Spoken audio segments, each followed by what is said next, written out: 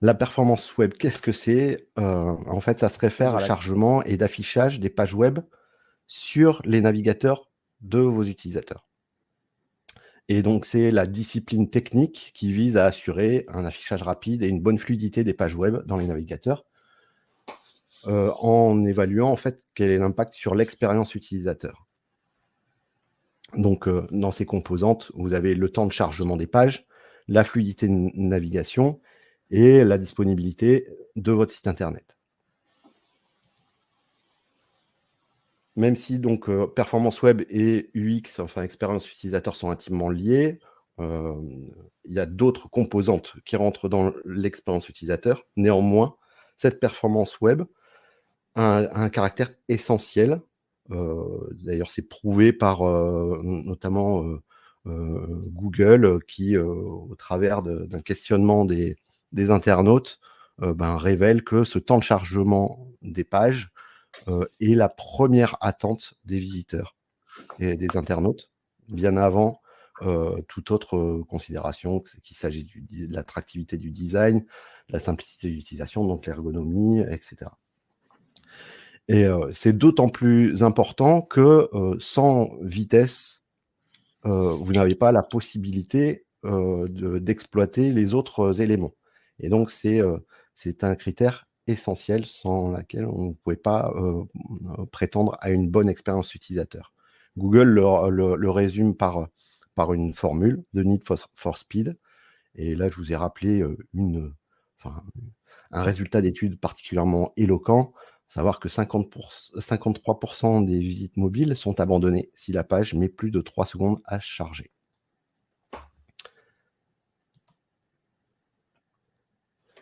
Quels sont les principaux facteurs qui influent sur cette performance web? On va retrouver les notions d'infrastructure et d'architecture, le domaine applicatif, le réseau, les questions de distance et de qualité de réseau, mais aussi les navigateurs, l'OS, les matériels utilisés par les internautes. Et ensuite, vient aussi les questions d'audience sur la nature de l'audience et sur sa taille. Donc, ces éléments-là qui influent sur cette performance web en découlent quand il s'agit d'essayer d'améliorer cette performance web.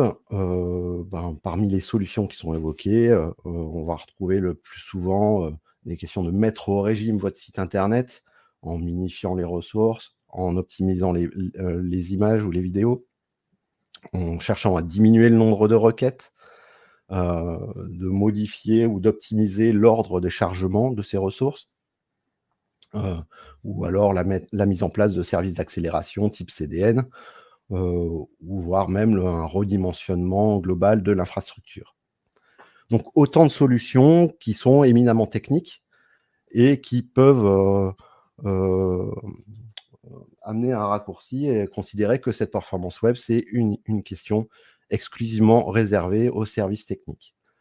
Ça serait une erreur quand on examine les impacts de cette performance web qui sont multiples. Alors bien évidemment, cette performance web va avoir un impact sur l'IT au niveau des coûts d'infrastructure, peut avoir aussi un impact assez fort sur les questions d'impact environnemental, sur le principe que plus vos pages et vos sites vont être lourds, plus ils vont nécessiter d'énergie pour fonctionner, et aussi d'énergie aussi chez les utilisateurs pour pouvoir consulter vos pages. Mais néanmoins, l'impact principal réside sur l'expérience utilisateur et va découler un certain nombre de conséquences sur des notions aussi diverses que votre image de marque, votre capacité de fidélisation, sur le trafic, sur vos performances en termes de SEO, donc de référencement naturel, et on revient sur les questions de conversion. Là, j'ai répertorié quelques exemples d'impact. Vous pourrez aisément trouver sur le web un grand nombre d'exemples prouvant cet impact-là. Donc, parmi les exemples, je vais relever un qui est particulièrement flagrant, c'est une étude de Walmart qui là, a établi sur la base de ces chiffres une corrélation assez forte entre ce taux de conversion et le temps de chargement de ces pages. Je vous invite à aller voir un site assez intéressant, WPO Stat, qui là aussi inventorie les impacts de la performance web. Là, j'ai cité quelques exemples parmi les plus récents.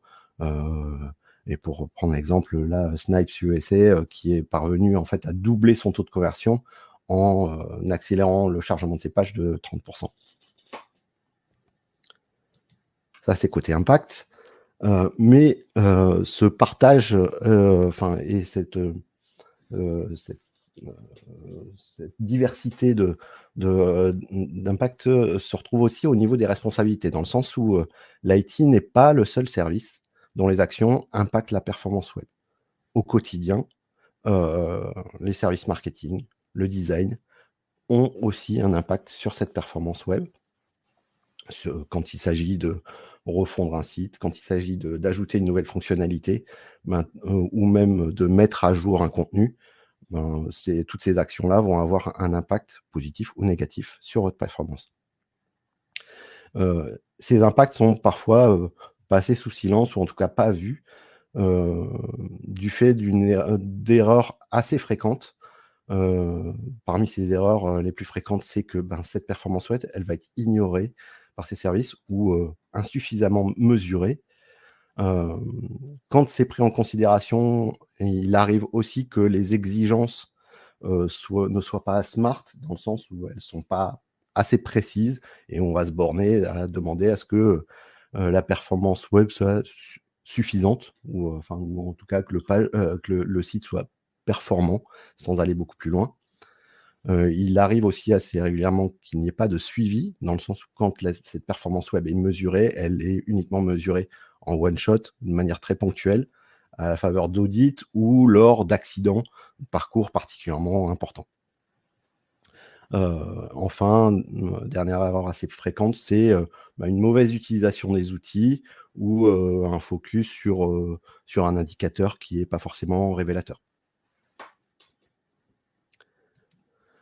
Sur la base de ce constat, ce qu'on peut tirer comme enseignement, c'est que dans tous les cas, la performance web doit être un enjeu transversal, et l'ensemble des équipes qui travaillent sur un site internet se doivent d'être alignées sur un objectif commun.